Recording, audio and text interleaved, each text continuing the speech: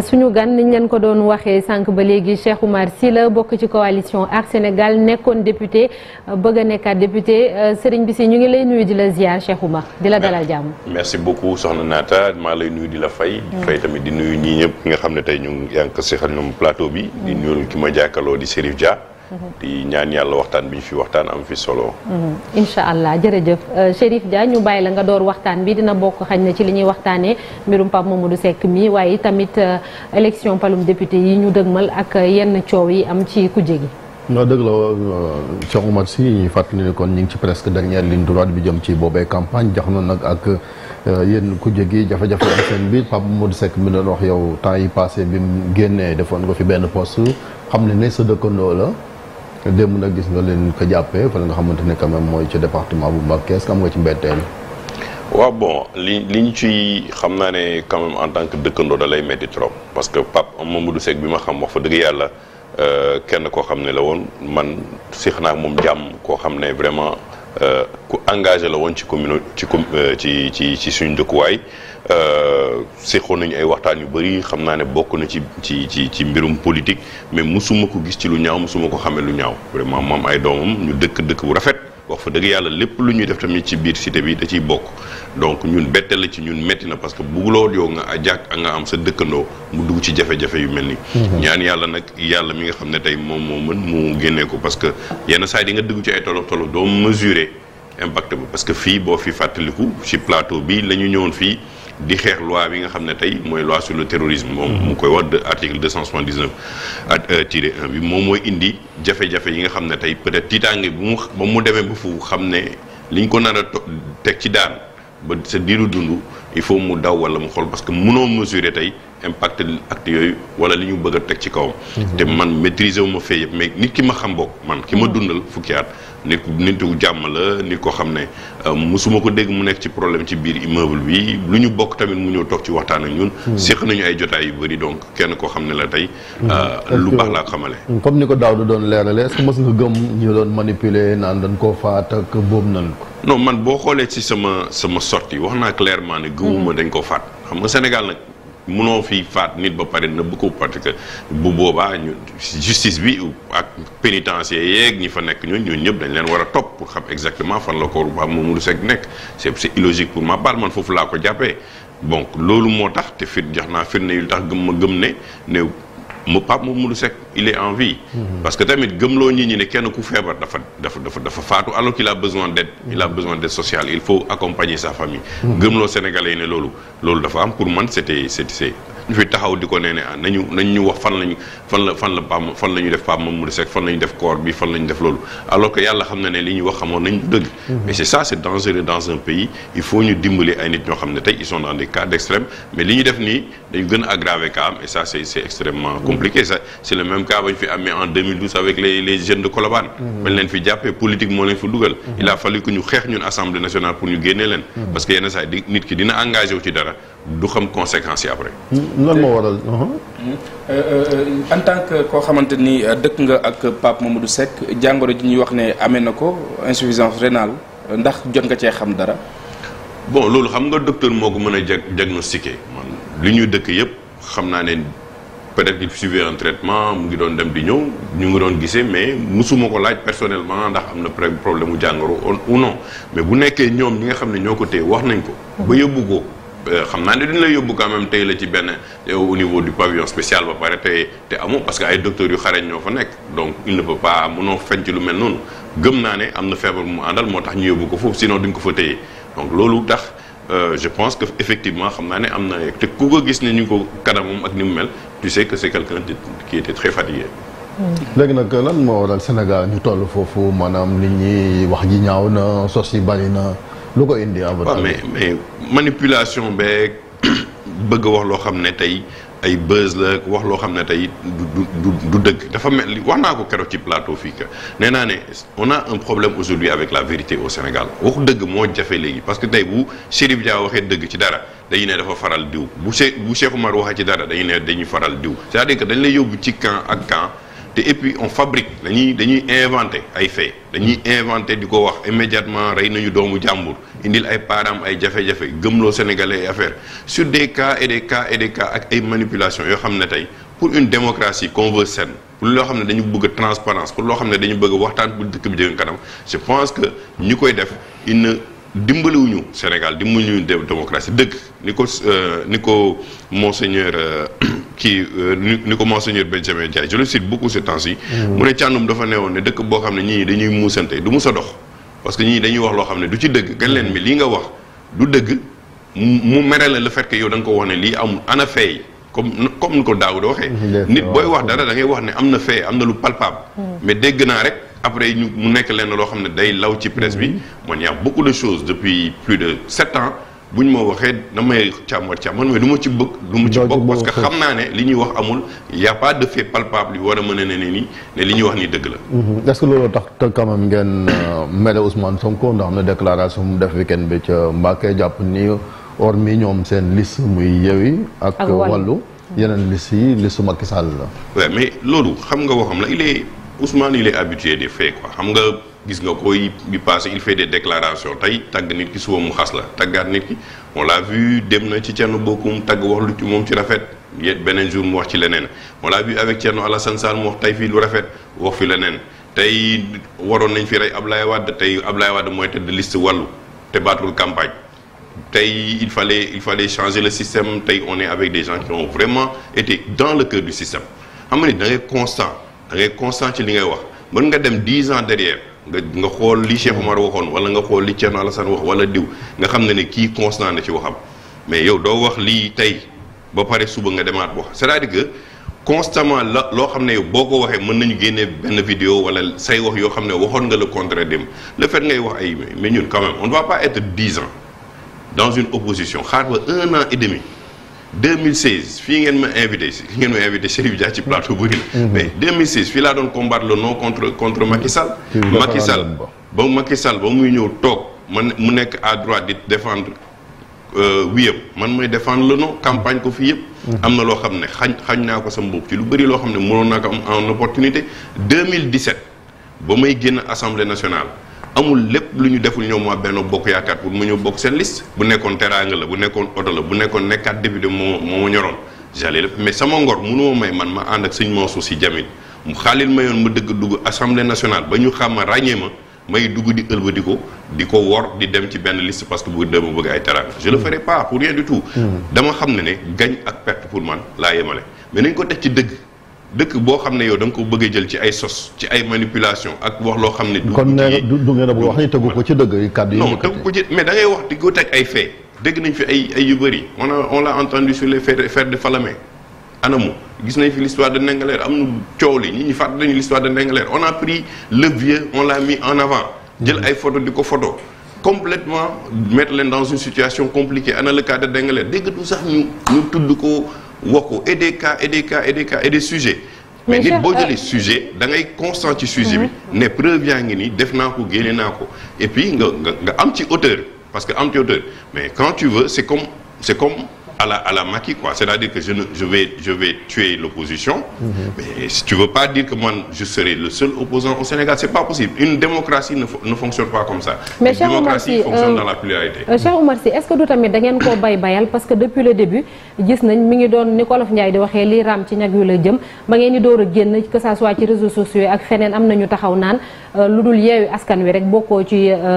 ci opposition bi depuis le début est-ce que mënoo leen woon a quand même lijjanti ko ba mu féetee boor ba bàyyi ba mu ñëw nag ba def déclaration mii nii mu def. waaw parce que xam nga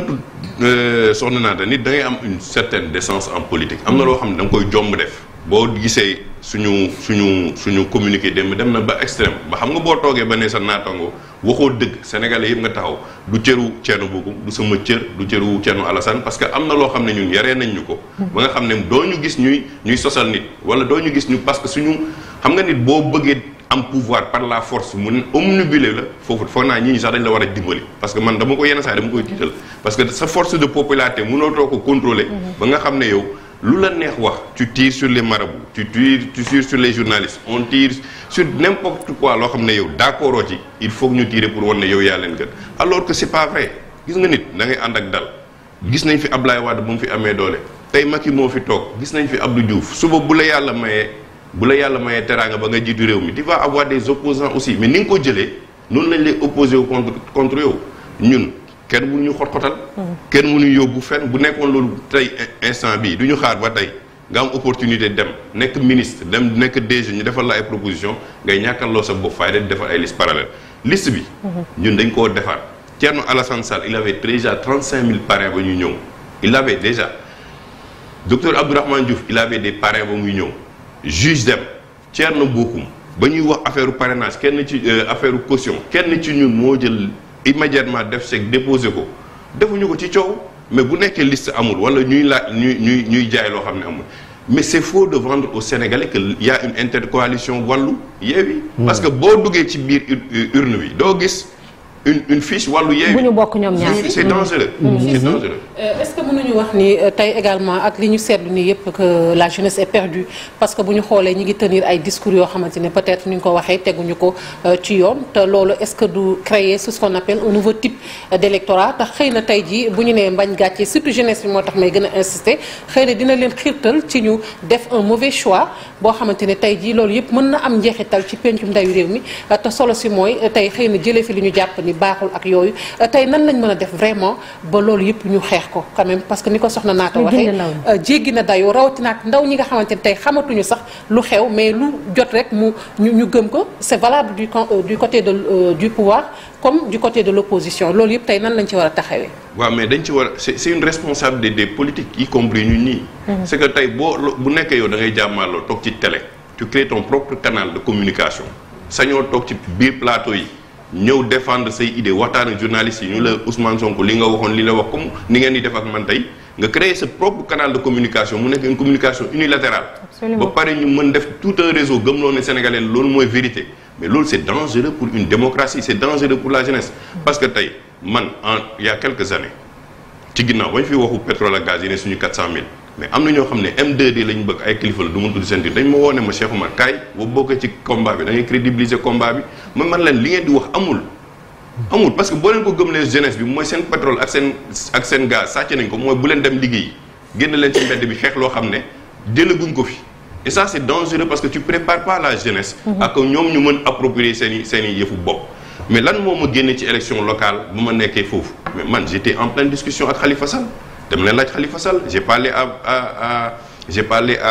Gakou gis naa Ahmed Aïdara ñoom ñëpp lu leen ne Cheikh Oumar moo am le meilleur profil pour golf mais les gens ont été surpris à 2 semaines ma génn Yewwi dem beral sama bopp te ba may dem xam naa damay perte ñi ma àndaloon ne ma non honorable il faut nga toog man leen du ma toog parce que man loo xam ne dafa am ay manipulation ay sos ay wax ay parce que ni doonee man dañu bëgg a changer système dañoo bëgg a dem ci lu bees dañoo bëgg a yeesal dañu bëgg a changer mentalité bi ngay def pire que ceux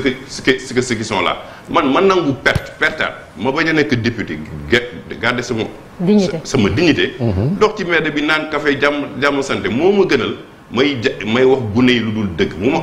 ma amoon célébrité wala 1 million de personnes ñu may topp ci lu dul dëgg ak am benn nit dong mu may topp ci dëgg ma am benn nit boobu mu nekk toog et c'est le danger avec la jeunesse aujourd'hui li nga ko waxee mooy dañ leen di gaver du tout et du n'importe quoi da ngay wax ak nit ñi ne leen mais sàmm jikko yi taxaw te loolu foofu la mbir yi la méttee parce que un des porteurs de sàmm jikko yi bañ koy yóbbu assemblée nationale c'est Mamadou Lamine Diallo j'ai porté avec lui énormément de combats. mi ngi ci wàllu Sénégal gëmoon naa bu génn déggee turu Cheikh Oumar Sy ci lu mel noonu war na génn ne leen Cheikh Oumar Sy il a travaillé avec moi pendant 5 ans il a été mon secrétaire exécutif on a monté un réseau moom nekkul ci affaire u caaxaan yooyu. justement mais loolu dafa graaw ñuy jël ay sujets yoo xam ne c'est les sujets les plus simples de société affaire góor jigéen yi la. waaw mais moom laa lay expliquer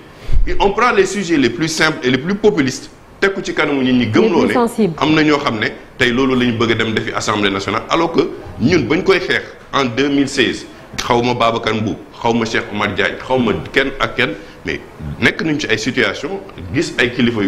au niveau international ñëw ci ñun di ñu ko jaay ñi mais dañ leen on les a envoyés voir ailleurs. donc même daan de moo ànd seen jikko yi parce que ñoom nee nañ coalition yi dégg nga li ñu wax presque daanaka joxe nañ consigne de vote sax pour jàpp ni yéen aar bokk ngeen ci ñi nga xamante ne ngeen du ngeen criminaliser homosexualité. mais li ñu wax du dëgg mën naa la génneel audio bi ma partagé ak Babacar Mboub mais yow tamit man du ma bokk ci kilifa diine soxee ko ci kër Cheikh Oumar Foutiyou Tall soxee ko ci kër Thierno Ousmane xeex fi loo xam ne xeex nañ ko ci affaire yooyu di nekk ci affaire yu ñàkk fayda yooyu Babacar Mboup gën ma bëgg Sénégal ba may xeex ak autoroute à péage sonn lu ma fi kenn dama ko def ndax sama moom bu jaaree ci autoroute à péage bi tey war na ma jox njukkal ci loolu. ak yeneen i xeex littoral ak yooyu donc doo jël benn xeex nga sosal ay nit te wax naa ko nee naa ko Babacar Mboup bàyyi leen di sosal ay nit li ngeen di wax nii amul. di jël ay kii di ne non diw bu demee assemblée nationale du voté mais nañu indi loi bi ba ñu gis kan moo koy voté moi man Babacar Mboup maa ko ubbil yoon kër taale ni ba ma fa bëggee ñëw je veux pas man ma défendre la yóbbu la ci ay kilifa jox la dossier bi waxtaan ak kilifa gi ne ko ñii lii la ñu sox ba pare nga wëlbati ko yow di manipuler ay nit.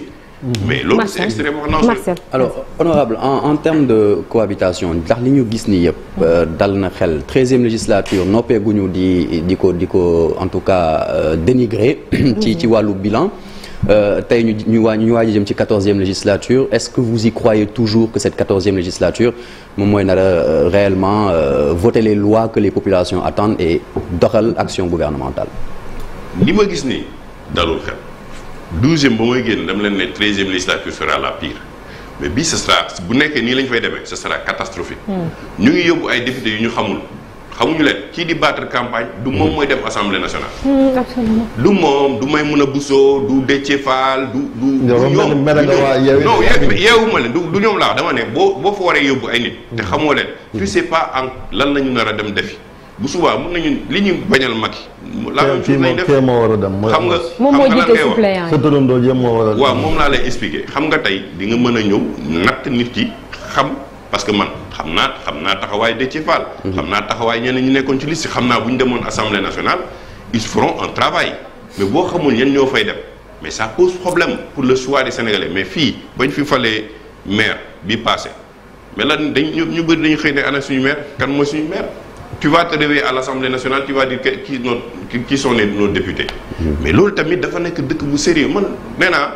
dem ak bañ a dem Assemblée nationale damay dem tëddi nelaw dugaat ci samay activités ça ne m'empêche pas de dormir mais le pays va vers des échéances tellement sérieuses. ci pétrole ci gaz ci ay élections yoo xam ne tey nee nañu Macky Sall waratul nekk président de la République mu war a am. voilà mais loolu jaaxal ñu mais loolu yéen a ngi ne yéen opposition bi épargne ngeen Macky Sall di xiiroo ngaayoo seen biir est-ce que loolu moom nekkul di tàccu sax finalement. non épargne ñu Macky Sall parce que ba ñuy commencé ba léegi nee naa la il faut. tout le temps regarder la constance de la chose 2016 ba léegi yaa ngi xeex le même combat di ne Macky Sall mënul am 3e mandat c'est fini yow taxaw nga lu mu teg fii bañ fi yóbbu les militaires en Arabie Saoudite j'étais le seul député bi indi coow bi Sénégal ba mu wàccee aéroport mu ne dañ di yóbbu suñu militaire amul débat à l'Assemblée nationale amul dara ñu xeex ko ba nga xam ne tey demuñu et l'histoire nous a donné raison sur Yémen mais Macky Sall yàgg nañ ko xeex xaaruñu ci kenn. non léegi mais aujourd'hui le débat aujourd'hui c'est de vouloir faire croire aux Sénégalais que warul am beneen coalition d'opposition que benn coalition boobu mais c'est amul dëgg c'est-à-dire que ñi koy wax sax amuñu maturité politique bi parce que de l'histoire politique du Sénégal Chérif yaa ma ko gën a xam la seule fois où toute l'opposition se retrouve mooy buy kenn di dem deuxième tour. 2012 buy kenn di dem deuxième tour pourquoi en 2019 ñoom ba ñu amoon 5 candidats kese waxuñu ne candidats yëpp nañu nekk benn candidat contre face à Macky Sall et pourtant Sonko dem na keneen dem na aujourd'hui mais tey le plus grand danger mooy Assemblée nationale pêcheur nekk fa ñi nga xam ne ñoo waroon les catégories socio-professionnelles yi nga xam ne waroon nañ fa dem waxal askan bi nekkuñu fa pêcheurs yi les artisans moom laa la wax ñun am nañu les jeunes la plus jeune c'est pour nous la plus jeune des candidates de Guédiawaye la nekk aji jogo ñun la on a les artisans mais dama bëgg ne liste bi naroon dem les avec les pêcheurs mais boobu moo waroon gën a représenter mais honorable dafa mel nag yéen waa aar seen liste bi passé wul de ndax wéet ngeen ci seen campagne bi de ni may gis nii est-ce que nit ñaa ngi leen di déglu si non mais ñi ñaa ngi xam nga yenn saa yi je donne l'exemple souvent de Cheikh Anta Diop Cheikh Anta Diop kañ la ko ñi déglu Senghor waaw loolu Senghor xam nga l'histoire dafa am solo man nee naa je suis pas pressé l'histoire dafa am solo tey bu ma rombee biir golf dañ ma ne on a pourtant de waxoon nga ñu rëccu nañu garaawul man leen on assume parce que da ngay assumer avec le peuple man bu Yewwi amoon 100% de députés à l'Assemblée nationale damay ne je les félicite ne leen continuer le combat ma continuer dem sama yoon assumer ko ak ñoom damay assumer mais dama leen ne comme on a fait un choix ensemble dem naa ne proposer leen lii ngeen choisir lii choix bi ngeen jël boobu la ñuy àndal ba mu jeex loolu mooy démocratie loolu mooy am hauteur loolu mooy am kii ñun ñu ngi wax ak askan wi on a des retours ak askan wi bu ñu amee ñaar ba ñett on sait qu'on l'a mérité parce que on a dit de la vérité man du ma dugg ci manipulation du ma dugg ci sos du ma dugg ci wax nag bu ma génnee li ma bëgg mooy quitte avec ma conscience mu tëdd nelaw bu ma perte Guédiawaye lan laa golf lan laa wax mais man maa njëkk félicité Khadija Mahécor Diouf sama rakk la mu ñëw avec un appareil ñu gagné ma woote ne que kii gagné na nañ ko félicité nañ ko jàppale mais loolu mooy c'est la beauté de la démocratie mais waroo yow jàpp ne man perte naa kii sama ennemi la dama koy xabtal wala kii mais ñëw na benn événement ñu ne ma mu ngi ñëw te mënoon naa dem 5 minutes avant mais sama rakk la mais j'ai pris du temps ma leen nañu xaar ba mu ñëw ñu dalal ko ma nuyu ko ma teg ko ma installé ko ma dem sama parce que nit ki da nga koy jox cëram par rapport ak li dayoo bu mu nekk mais yàlla moo ko jox xanaa bu boobaa man tamit gëmuma yàlla mais bu nekkee nag tey dëkk boo xam ne loo wax ñu sosal la loo wax ñu génne la leneen wala fabriquer ay information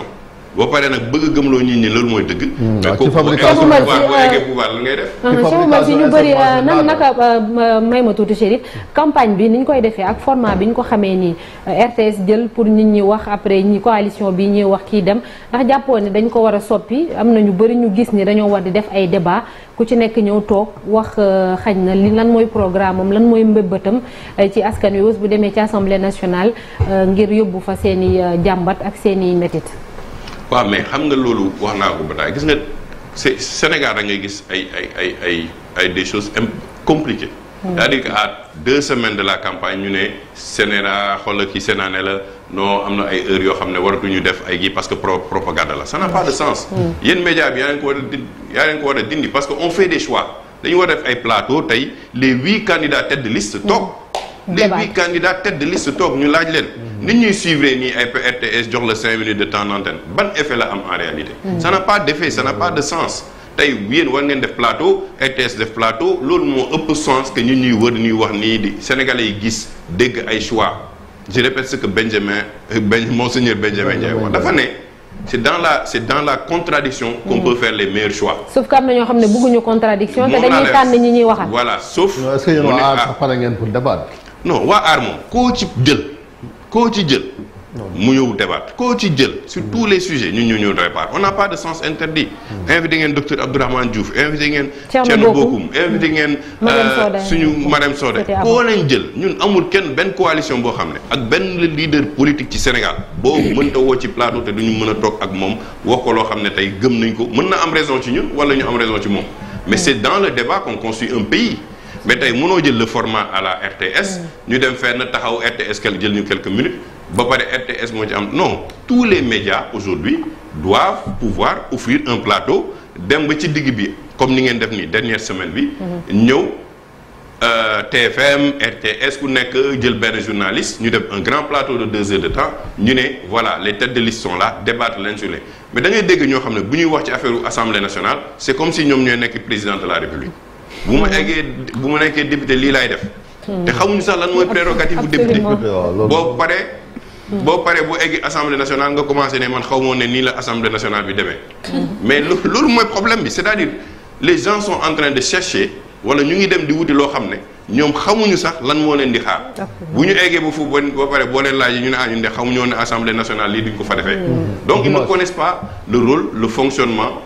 li nga xam ne tey moo leen di xaar ci assemblée nationale. Chérif, la dernière question. dimanche sorewul incha allah Sénégal yi dañu dem tànn ñun bëgg ñu teewaleen fa la ci assemblée da nga doon wax waxu fabrication de l'information ñu nemmee ko fi benn phénomène ci semaine bi passé ñoo xamante ni dañuy jël ay journaux ñaari journaux yi di gën a ciblé nag sur l'Observateur ak Le Quotidien di changer seeni une di ci def loo xamante ni du dëgg loolu moom fa la ñu mën a jëmee. mais c'est dangereux loolu laa la wax c'est de la désinformation li tax ñu koy xeex mooy day indi day yàq réew c'est-à-dire que wax lu mais diine da ko tere c'est-à-dire que diine da ko tere na ngay nekk fii parce que fen la da ngay jël benn article nga fabrique ko partage ko nit ñu bëri lire loo xam ne yow xam nga ne lii yow personnellement ci sa xol ne lii da ngay fen c'est dangereux il faut que la loi soit très sévère contre ça la loi sur l'accès à l'information loolu moo tax mu am solo kii xam na li may wax la loi sur l'accès à l'information ça permet aujourd'hui de régler beaucoup de choses mais gouvernement bi mais daf ko war a mais ñu teg ci seen tànk baaxul aujourd'hui code bi dafa war a gën a restrictif ñu xool aussi avec les chroniqueurs tey am na le chroniqueur de l'opposition am na le chroniqueur du pouvoir am na le chroniqueur du milieu xamoo kan fan lay far kii buñ non ce n'est plus un débat c'est des journalistes qu'on met ñu ñëw interroger Cheikh Oumar mu wax ay avis am mais kii day nekk chroniqueur ñu koy fay ñu xam ne kii diw la nekkal mu toog ci plateau bi di la wax di la yekk xeme bu génnee bu keneen ku waxee mu ne loolu mooy dëgg te xam na ni li muy wax du dëgg mais aujourd'hui on a vu un célèbre chroniqueur taxaw nee na Pape Mamadou Seck dafa dee dañuy wax fan la corps bi dugg mais ça ce n'est plus du journalisme ce n'est plus de l'information crédibilité bu amatul ci dëkk c'est même mauvais pour l'économie parce que ñi ñuy seetaan à l'extérieur bu information yi génnee dañuy gëm ne loolu information dëgg la ñu am yenn loo xam ne ñu ngi koy xaneera ci dëgg bi alors que du dëgg malheureusement dañuy enrôler yenn ci askan wi jàpp ni li ñuy wax moom moo am merci beaucoup Cheikh Oumar Sy jërëjëf bokk ci coalition Aar Sénégal di yootu député fee ci Assemblée nationale merci beaucoup ci wuyu si bi ñu lay ñaanal nga yendu ak jàmm léegi dañuy soobu ci beneen pàcc Infos Matin